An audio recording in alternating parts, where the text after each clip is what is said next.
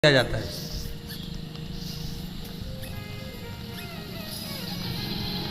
वो रक्षा सूत्र को कहाँ डाला जाता है? तो कहते हैं जिस स्थान पर गाय को बांधा जाता है, जिस स्थान पर गाय को बांधा जाता है, उस स्थान पर इस रक्षा सूत्र को ले जाकर एक और किसी भी खूंटे से गाय के या गाय का जो ग्वाड़ा होता है, गाय जहाँ बंधती है उस स्थान पर कोई कील लगी हो, कोई खूंटा लगा हो, उससे इस रक्षा सूत्र को खोलकर बाद में बांध दिया जाता, वहाँ रख दिया जाता।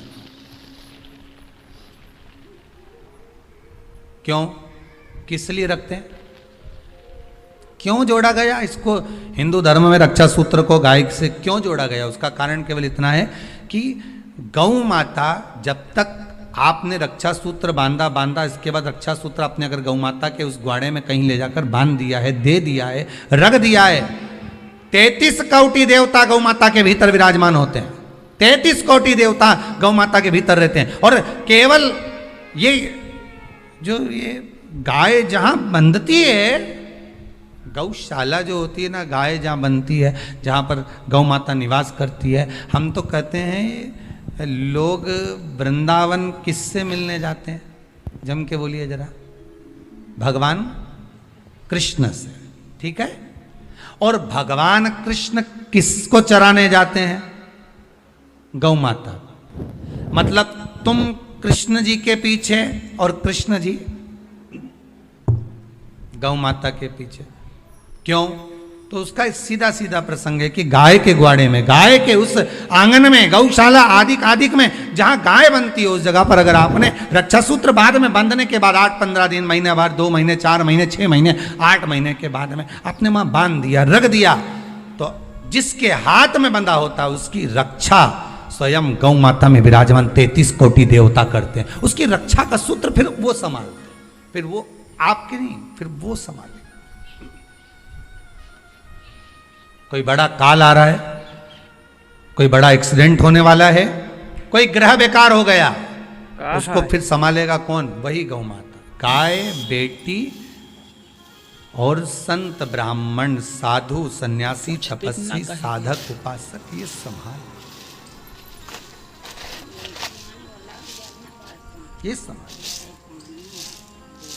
एक नियम ले लो कोई भी, एक साधना भी फीके हो गए, इतना फीका कर दिया विरोधियों ने, इतना फीका कर दिया विधर्मियों ने कि जब देखो जब त्योहार आता है और ये अपनी चाल चलना प्रारंभ कर देते हैं। मावा नकली है, दूध नकली है, मावा नकली है, दूध नकली है, और इनकी निगाह में वो चॉकलेट असली है। घर के पकवान नकली, घर का भोजन नकली, भारत की भूमि पर बनने वाला पकवान, गुलाब जामुन, इमरती, भजिया, पकोड़ा, खोपरा पाक, अपने घर में बनने वाला गुजिया, पपड़िया, सब नकली है।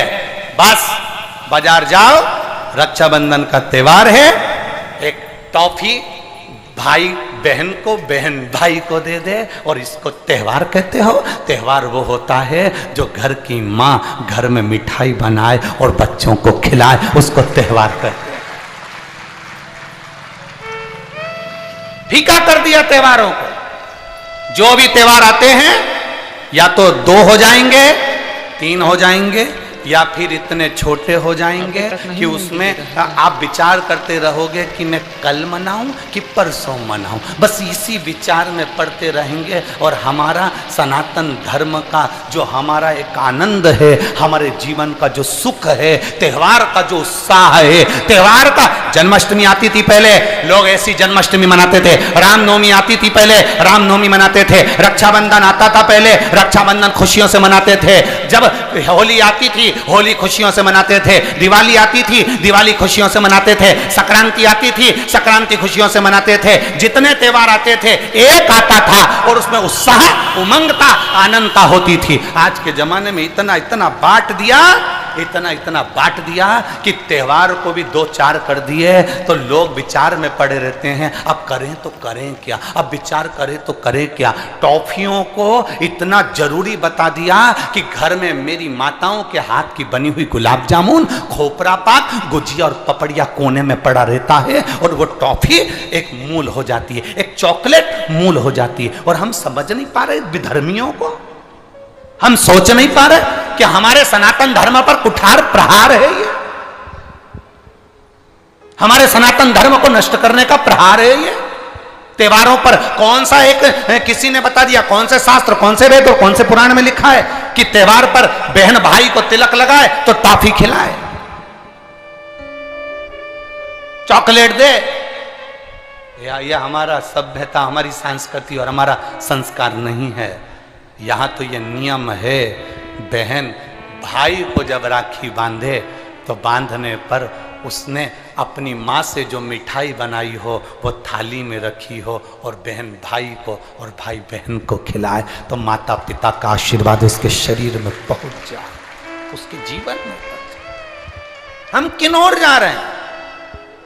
और हम चिल्ला चिल्ला कर कह रहे हैं धर्म की अधर्म का, प्राणियों में विश्व का हो गया।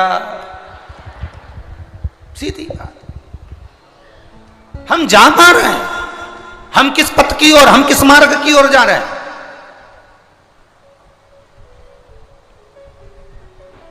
भ्रम में पड़ गया, विचारों में पड़ गया, हम भ्रमित हो रहे हैं, भ्रमित। एक ने कह दिया, सियोर वाला महाराज कहता है शंकर जी पे चढ़ा हुआ जल पीना चाहिए, सियोर वाले महाराज कहते हैं बेलपत्री चढ़ी हुई खाना चाहिए।